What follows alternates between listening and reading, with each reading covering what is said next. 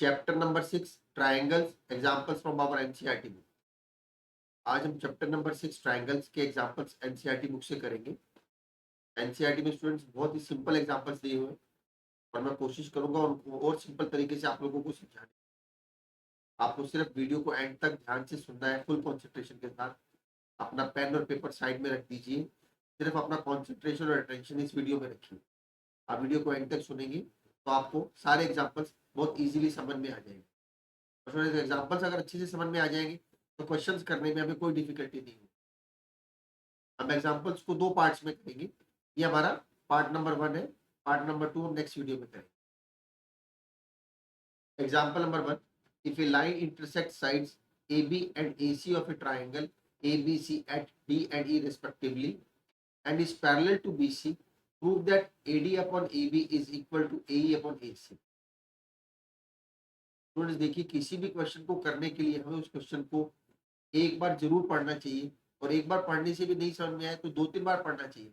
जितनी बार हम क्वेश्चन को पढ़ेंगे हमें बहुत ज्यादा क्लैरिटी मिलेगी, और क्वेश्चन को पढ़ते पढ़ते हमारे दिमाग में ये भी चलने लग जाएगा कि हमें गिवन क्या क्या है और हमें प्रूव क्या क्या करना है। और उस गिवन की हेल्प से हम और क्या दूसरी इंफॉर्मेशन अपने आसपास से इकट्ठा कर सकते हैं। अब देखिए क्या है इस क्वेश्चन में। If a line intersect sides AB and AC of a triangle ABC at D and E। पहले फिगर ड्रॉ करते हैं। हमको दिया हुआ है एक triangle ABC।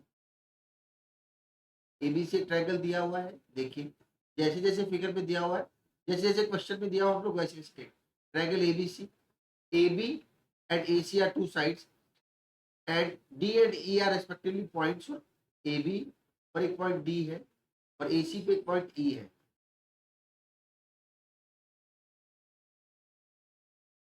And this D is parallel to BC। इतनी इंफॉर्मेशन हमको दी हुई है, इतनी इंफॉर्मेशन हमें दी हुई है। हमें प्रूव करना है AD upon AB is equal to AE upon AC। Students ये हमारी बीपीटी थ्योरम ही है। बीपीटी थ्योरम की जो कॉरोलरी है वो यही है। देखिए स्टूडेंट्स इसको प्रूव करते हैं कैसे।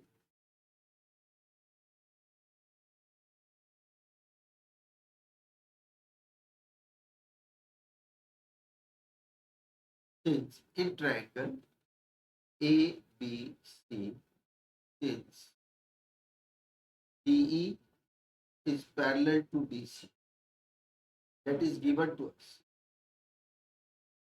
इन ट्रायंगल ABC, D और BC पैरेलल है, ये हमको दिया हुआ। इतनी इन्फॉर्मेशन जो हमें दी हुई है वो हमने नोट कर लिया। अगर ट्रायंगल ABC में DE और BC पैरेलल होंगे तो हमारा क्या हो जाएगा बाय बीपीटी। देखिए क्या हम ऐसे लिख सकते हैं, AD upon BD is equal to AE upon EC by BPT.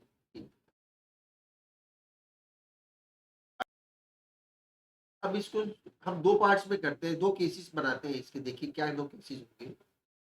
Case number 1 क्या होगा, मैं ऐसे लिखता हूं इसको, AD upon BD is equal to AE upon EC। और दूसरा केस क्या हो जाएगा,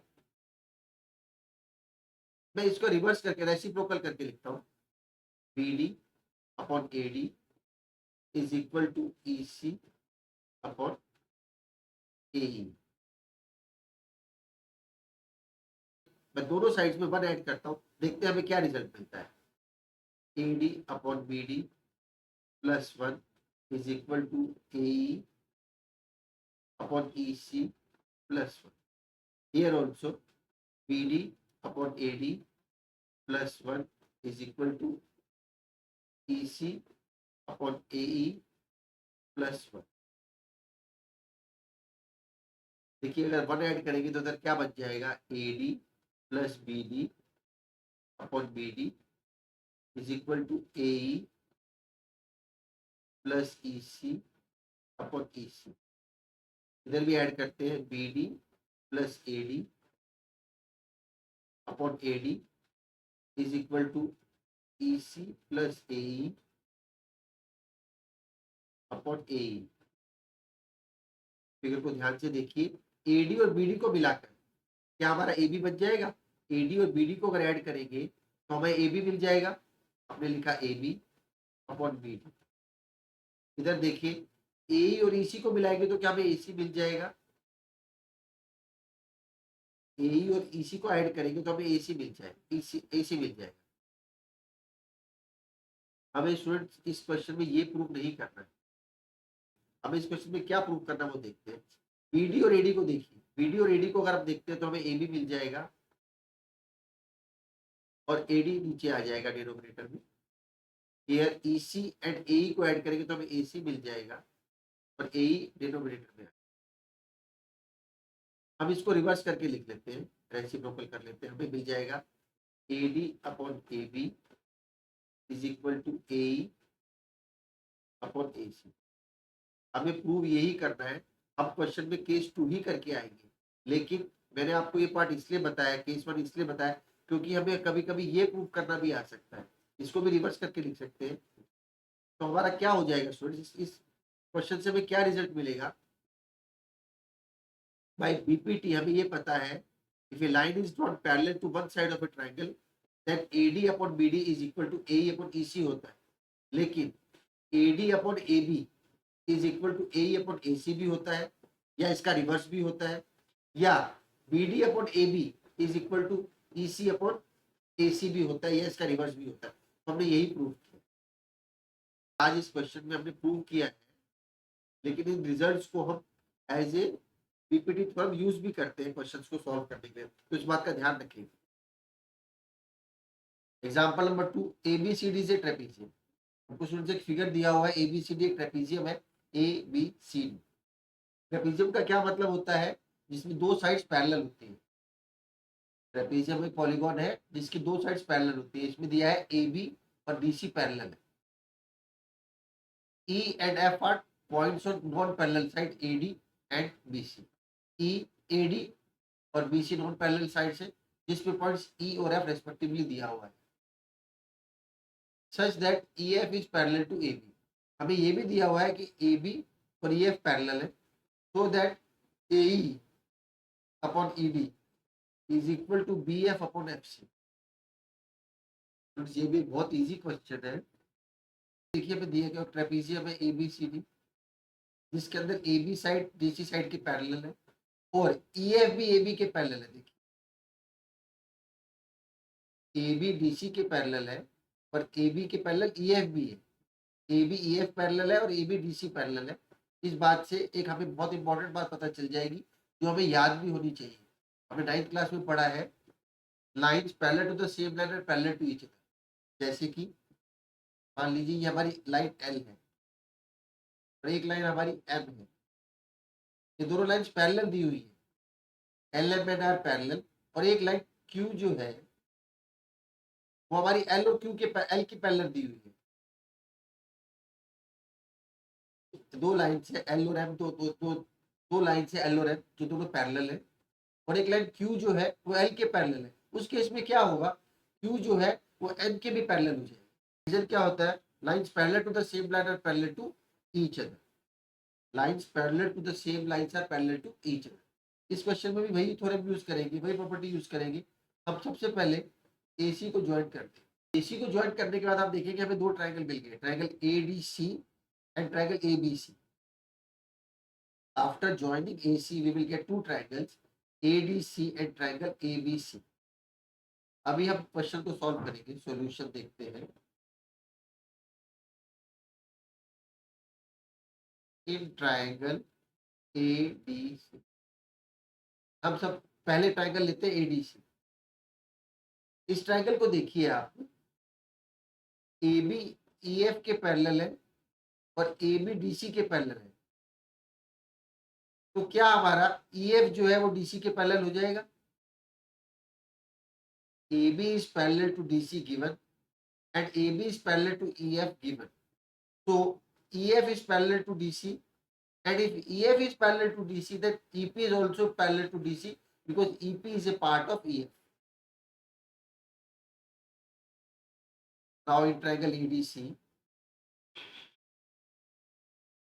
since AB is parallel to DC and AB is parallel to EF, these both things are given to, ये दोनों बातें हमें दी हुई है कि ए बी डी सी के पैरेलल है और ए बी जो है वो ई एफ के पैरेलल है। Therefore E F is parallel to D C and E P is parallel to D C. Reason student इसका जरूर लिखेंगे, इसका रीजन क्या होगा, lines parallel to same line are parallel to each other. Lines parallel to same lines are parallel to each other. अब आप देखिए हमारा EP जो है DC के पैरेलल हो गया। अब हम क्या लिख सकते हैं, by BPT in the triangle ADC EP is parallel to DC, therefore AE upon ED is equal to AP upon PC। इसको नंबर 1 डाल देगी। हमारा बीपीटी की हेल्प से हमें जिस रीजन से जो चीज मिली है हम उस रीजन को जरूर मेंशन करेंगे साइड में, क्योंकि रीजन मेंशन करने से हमें भी क्लैरिटी रहती है और टीचर को पता चलता है कि हमने इस रीजन का यूज करके ये रिजल्ट लिखा है। रीजन साइड में जरूर मेंशन करना, रीजन मिस नहीं करेंगे लिखना। हमारा बीपीटी से क्या हो गया, ए अपॉन डी जो हो गया वो एपी अपॉन पीसी के बराबर। अभी दूसरा ट्रायंगल लेते हैं, in triangle A B C. अब देखिए in triangle A B C देखिए, ई एफ जो है वो ए बी के पैरेलल गिवन है, E F is parallel to A B given, therefore PF is also parallel to AB। PF जो है वो भी AB के पैरेलल हो जाएगा क्योंकि PF जो है वो EF का ही एक पार्ट है। therefore अब आप इसको देखिए क्या लिख सकते हैं, AP अपॉन PC। इस ट्रायंगल को देखिए, AP अपॉन PC को क्या मैं लिख सकता हूं, PF अपॉन FC। इस ट्रायंगल को देखिए, ABC ट्रायंगल को देखिए, इसमें हमारा इसको नंबर 2 डाल देंगे और ये भी बाय बीपीटी है। हमारे बीपीटी थ्योरम से क्या हो गया, हमारा बीपीटी से क्या हो जाएगा, एपी अपॉन पीसी जो है वो बीएफ अपॉन एफसी के बराबर हो जाएगा। देखिए इधर से आपने एपी लिया है तो उधर वाली साइड से आपको बीएफ लेना है। हम ऐसा नहीं करते कि इधर से एपी लिया उधर से हमने एफसी ले लिया। इधर से बेस एबी पे एबी बेस को देखिए, एबी बेस के हिसाब से हमने पहले एबी लिया, अगर हमने एपी लिया है तो उधर से बीएफ लेंगे और बाद में हमने पीसी लिया है तो उधर से एफसी लेंगे। हम उल्टा करके नहीं लिख देंगे, इधर से एपी लिया उधर से एफसी लिख दिया। ऐसा करने से क्वेश्चन गलत हो जाएगा और वो थ्योरम भी नहीं है। थ्योरम क्या है, प्रोपोर्शनली इक्वल होता है रिस्पेक्टिव पार्ट्स के, ये इसके बराबर, ये अपॉन में ये इज इक्वल टू ये अपॉन में ये होता है, ये अपॉन में ये नहीं होता, ये अपॉन में ये अपॉन में ये के बराबर होता है, ये अपॉन में ये अपॉन में ये के बराबर नहीं होता। इस बात का ध्यान रखेंगे। अभी आप फर्स्ट और सेकंड पॉइंट्स को देखिए, हमारा एपी अपॉन पीसी पीएफ और एफसी के बराबर है और एपी अपॉन पीसी ए और एडी के बराबर है। तो क्या फ्रॉम फर्स्ट एंड सेकंड में ये लिख सकता हूं, फ्रॉम फर्स्ट एंड सेकंड ठीक है। अब इधर से एपी पीसी एडी के बराबर, एडी के बराबर है और AP P upon PC BF और एफसी के बराबर है। हम दोनों को इक्वेट कर लेते हैं, A upon AD is equal to BF upon FC. अब एपीपीसी को दोनों को हटा देंगे, हमें क्या बच जाएगा, A upon ED is equal to BF upon FC. ये हमें प्रूव करना। Number 3 in figure 6.16 PS upon S Q, PS upon S Q is equal to PT upon TR and PST and angle PST angle 1 is equal to angle PRQ. हमें इस question में दो information दी हुई है, P S upon S Q is equal to P T upon T are and angle 1 is equal to angle 2, we have to prove PQR एक isosceles triangle है। PQR is an isosceles triangle. अब triangle PQR को देखिए। सबसे पहले PQR को देखने से हमें पता चलेगा कि हमें अगर इसको आइसोसेलेस प्रूव करना है, तो अगर हम PQ को PR के बराबर प्रूव कर दें तो हमारा आइसोसेलेस ट्रायंगल हो जाएगा। आइसोसेलेस ट्रायंगल प्रूव करने के लिए अगर हम PQ को PR के बराबर प्रूव कर दे तो हमारा एक आइसोसेलेस ट्रायंगल हो जाएगा। और PQ और PR बराबर होने के लिए अगर हमारे अपोजिट एंगल्स बराबर हो जाए, मींस एंगल 2 और 3 बराबर हो जाए, अगर किसी तरीके से मैं एंगल 2 को एंगल 3 के या एंगल 3 को एंगल 2 के बराबर कर दूं, तो हमारी अपोजिट साइड, अगर मैं किसी तरीके से एंगल 3 को एंगल 2 के बराबर कर दूं, तो हमारा PQ और PR बराबर हो जाएगा। Reason sides opposite to equal angles are equal. हमारी एक थ्योरम होती है स्टूडेंट्स, अगर किसी ट्रायंगल में दो साइड्स बराबर है तो उनके ऑपोजिट एंगल्स बराबर होते हैं, और वाइस वर्सा। तो कॉन्वर्स क्या होता है, अगर एंगल्स बराबर है तो वो साइड्स, अपोजिट साइड्स भी बराबर होती है। तो वही थ्योरम का यूज करेंगे यहाँ पर। देखिए हम दोनों एंगल्स को कैसे बराबर कर सकते हैं, साइड्स को बराबर करना है। हमें साइड्स को बराबर करना है, इसलिए हम अपोजिट एंगल्स को बराबर करते हैं। अब हमारा फोकस क्या है कि एंगल 2 जो है एंगल 3, एंगल 2 जो है एंगल 3 के बराबर हो जाए, एंगल 2 एंगल 3 के बराबर हो जाए। हमारा फोकस यही है, हमारा गोल यही है कि एंगल 2 को एंगल 3 के बराबर करना है, जिसमें कि हमें दिया हुआ है एंगल 1 और 2 बराबर है।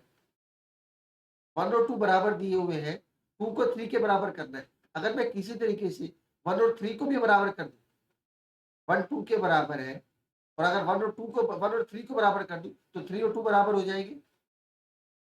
1 और 3 कैसे बराबर हो सकते हैं, आप देखिए। अगर ये दोनों साइड्स पैरेलल है और एंगल 1 और 3 कोरस्पोंडिंग एंगल फॉर्म कर रहे हैं विद द ट्रांसवर्सल PQ, तो क्या मेरा 1 और 3 बराबर हो जाएंगे, they are forming corresponding angles.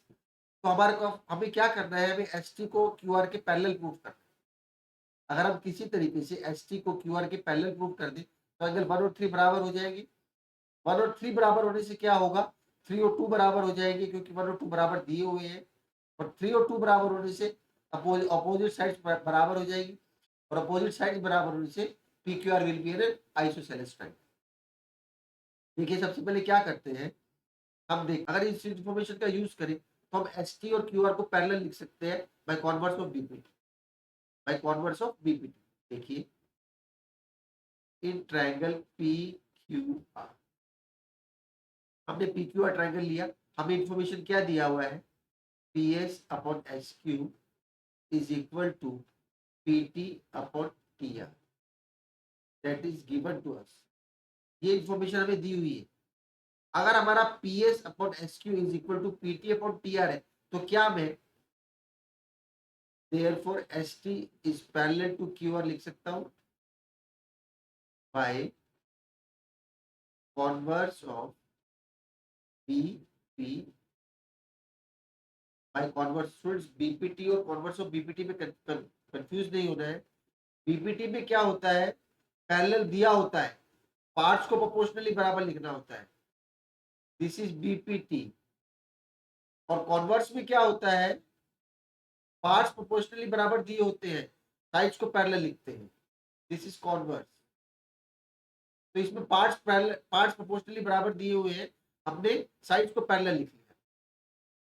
अगर हमारा ST और QR पैरेलल है, now angle 1 is equal to angle 3, reason लिखेंगे कॉरेस्पॉन्डिंग एंगल।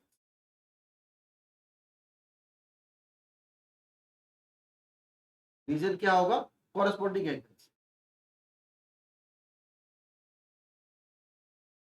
अब देखिए जो हमें प्रूव करना था वो हो गया, एंगल 1 एंगल 3 के बराबर आ गया, and angle 1 is equal to angle 2 given.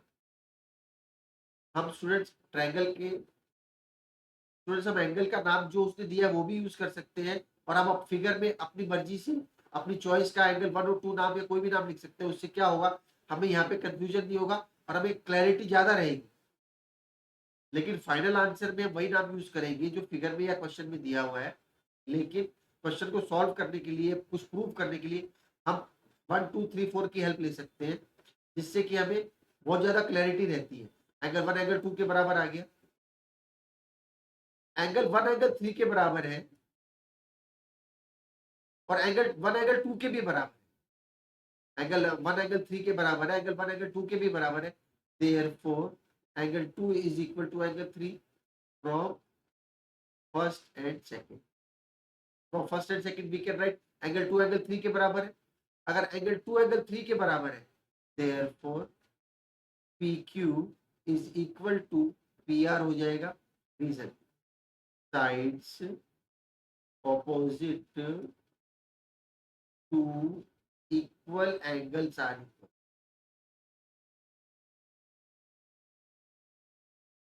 जो अपोजिट साइड्स होती है इक्वल एंगल्स की, वो बराबर होती है। अब ट्रायंगल पी क्यू आर को देखिए, इफ पी क्यू और क्यू पी आर दो साइड्स बराबर है, therefore P Q R is an isosceles triangle. Therefore P Q R is an isosceles triangle, यही हमको प्रूव करना है। सिंपल सा क्वेश्चन है, हमने सिंपल बीपीटी थ्योरम का कॉन्वर्स यूज करके क्वेश्चन को सॉल्व किया है, और आप इस क्वेश्चन को आराम से समझ लेंगे। ध्यान से देखिए कि हमने क्या किया। Example number 4, in figure 6.29 PQ is parallel to RS।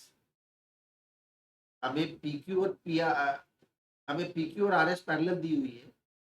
Prove that triangle POQ को SOR के सिमिलर प्रूव करना है। हमें PQ और RS पैरेलल दी हुई है, हमें ट्रायंगल POQ को ट्रायंगल SOR के सिमिलर प्रूव करना है। अब हम सभी एंगल्स का नाम डाल देते हैं, हमें इजी रहेगा। एंगल 1 एंगल 2 हो जाएगा। ये वर्टिकली अपोजिट एंगल्स फॉर्म करते हैं। वर्टिकली अपोजिट एंगल्स बराबर होते हैं। इसका एंगल 1 एंगल 2 के बराबर हो जाएगा, इस वाले ट्रायंगल के वर्टिकली अपोजिट। इसका एंगल जो 3 होगा इस वाले ट्रायंगल के ROS के किस एंगल के बराबर होगा, आप बता सकते हैं? इसका एंगल 3 होगा जो, वो इस वाले ट्रायंगल के किस एंगल के बराबर होगा? क्या वो R के बराबर होगा या S के बराबर होगा? देखिए इस वाली साइड में, ये भी साइड में, तो एंगल 3 और एंगल 4 बराबर हो जाएगी। ऐसा नहीं होगा, क्योंकि ये वाली साइड इस वाली साइड के पैरेलल है, और PS एक ट्रांसवर्सल है, और ये ऑल्टरनेट इंटीरियर एंगल्स फॉर्म कर रहे हैं। तो एंगल 3 एंगल 5 के बराबर, और एंगल 6 जो होगा वो एंगल 4 के बराबर होगा, क्योंकि PQ और RS पैरेलल लाइंस है, और RQ है वो एक ट्रांसवर्सल है, और एंगल 6 और angle 4 alternate interior angles form कर रहे हैं, तो ऑल्टरनेट इंटीरियर एंगल्स बराबर होते हैं। अब देखिए इस वाले ट्रायंगल का एंगल 3 और इस वाले ट्रायंगल का एंगल 5 बराबर है, इसका एंगल 6 और इसका एंगल 4 बराबर है, तो हमारा ए सिमिलरिटी से भी क्वेश्चन हो जाएगा, और ए सिमिलरिटी से भी हो जाएगा। एंगल 1 भी एंगल 2 के बराबर है, एंगल 1 भी एंगल 2 के बराबर है बाय वर्टिकली अपोजिट एंगल्स। तो हम लिखते हैं in triangle POQ and triangle SOR। POQ का देखिए एंगल 1 लिखेगी इज इक्वल टू एंगल 2। अभी आपने इधर ट्रायंगल POQ लिखा है, तो क्या इसके नीचे मैं एंगल 2 लिख सकता हूं? आप POQ में देखिए एंगल 2 कहीं दिख रहा है आपको? तो POQ के नीचे हम उस ट्रायंगल के पार्ट लिखेंगे जो उस ट्रायंगल में है। हम ऐसा नहीं करेंगे कि POQ के नीचे एंगल 2 लिख देंगे। POQ के नीचे हम एंगल 1 ही लिखेंगे, क्योंकि POQ के अंदर ही एंगल 1 है, और SOR के अंदर एंगल 2 है, इसलिए एंगल 2 लिखा। इसका रीजन लिखेंगे वर्टिकली ऑपोजिट एंगल्स, ये इसका रीजन हो गया। अब angle 3 is equal to POQ का एंगल 3 जो होगा SOR के एंगल 5 के बराबर होगा। रीजन लिखेंगे ऑल्टरनेट इंटीरियर एंगल। अभी लिखेंगे angle 6 is equal to angle 4, same reason, alternate interior.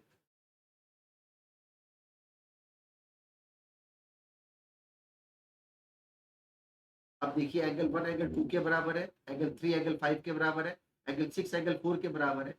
Therefore we can say triangle POQ is similar to triangle तो जब हम सिमिलैरिटी लिखते हैं तब हम ये रेस्पेक्टिव पार्ट्स को, कोरस्पॉन्डिंग पार्ट्स को एक दूसरे के बराबर लिखते हैं।